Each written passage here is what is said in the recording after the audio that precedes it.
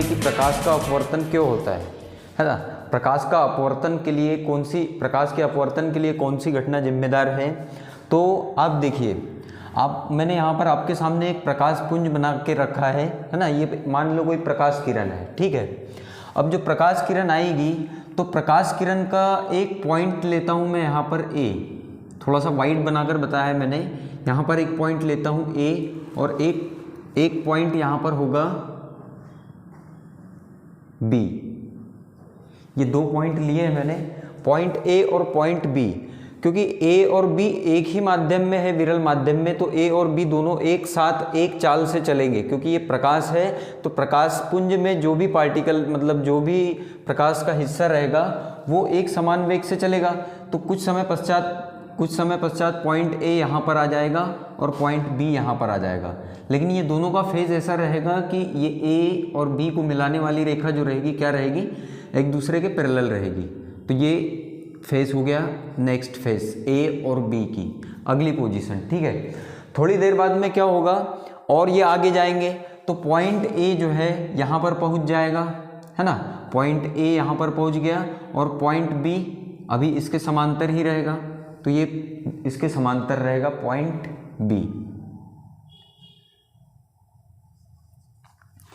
अब यहाँ तक प्रकाश आ चुका है तो हम यहाँ पर देखते हैं कि प्रकाश किरण का जो पॉइंट ए है ये सघन माध्यम तक पहुँच चुका है और पॉइंट बी अभी भी विरल माध्यम में है। पॉइंट ए डेंसर मीडियम में आ चुका है और पॉइंट बी जो है अभी भी रेयर मीडियम में है।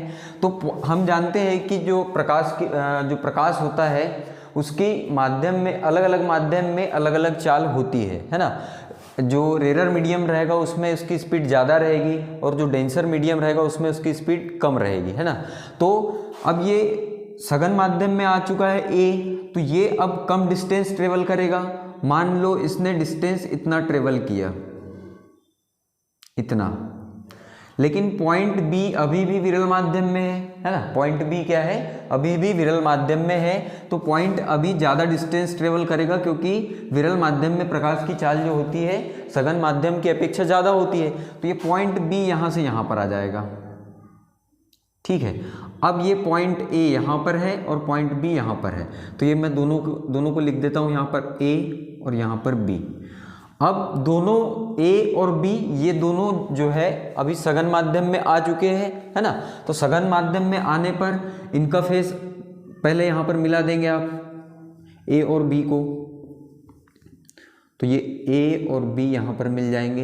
अब आप बोलोगे कि सर ये ए और बी ये दोनों समांतर क्यों नहीं है, तो ए जो है सघन माध्यम में आ चुका था इसलिए उसने कम डिस्टेंस ट्रेवल किया और बी जो है विरल माध्यम में था इसलिए उसने क्या किया, ज़्यादा डिस्टेंस ट्रेवल किया। अब ए और बी दोनों सघन माध्यम में है तो दोनों सेम स्पीड से चलेंगे। दोनों की स्पीड कम हो जाएगी, ए की भी स्पीड कम हो जाएगी, ए की तो पहले ही हो चुकी थी, और बी की स्पीड अब कम हो जाएगी। तो अब दोनों एक जैसी स्पीड से चलेंगे, कांस्टेंट स्पीड से चलेंगे। तो अब ए और बी का फेस कैसे बनेगा, ए और बी को मिलाने वाली रेखा के पैरेलल बनेगा ऐसे, क्योंकि दोनों कांस्टेंट स्पीड से चलेंगे। तो ये इसका नया फेस आ गया। फिर सघन माध्यम जब तक रहेगा इनका फेस ऐसे ही चलता रहेगा, एक दूसरे के पैरेलल रहेंगे ये, ठीक है। ये ए बी, ये ए बी, ये ए बी, ये इसका नया फेस। तो फाइनली आप देख रहे होंगे स्टूडेंट्स की जो लाइट था पहले कुछ एंगल से आ रहा था और फिर जो यहाँ पर अगर कोई नॉर्मल रखा जाएगा तो नॉर्मल से थोड़ा सा झुक गया है ना। तो इस प्रकार से प्रकाश का अपवर्तन होता है, जो पूरी डिटेल में मैंने आपको बताया। तो प्रकाश के अपवर्तन के लिए मुख्य कारण क्या है, कौन सी घटना जिम्मेदार है प्रकाश के अपवर्तन के लिए, ऐसी मतलब क्या है कि प्रकाश का अपवर्तन हो रहा है। तो आपने देखा कि जो स्पीड ऑफ लाइट है, प्रकाश की जो चाल है अलग अलग माध्यम में अलग अलग होती है। तो यहाँ से आपने देखा डिस्टेंस ए ने कम डिस्टेंस ट्रेवल किया जबकि बी ने ज़्यादा डिस्टेंस ट्रेवल किया। फिर ए और बी दोनों ने सेम डिस्टेंस ट्रेवल किया क्योंकि दोनों डेंसर मीडियम में है। तो जो यहाँ पर हम बोल सकते हैं कि प्रकाश का अपवर्तन जो है, प्रकाश का अपवर्तन, रिफ्रैक्शन ऑफ लाइट, प्रकाश की चाल में परिवर्तन के कारण होता है। प्रकाश की माध्यम में चाल परिवर्तन के कारण होता है।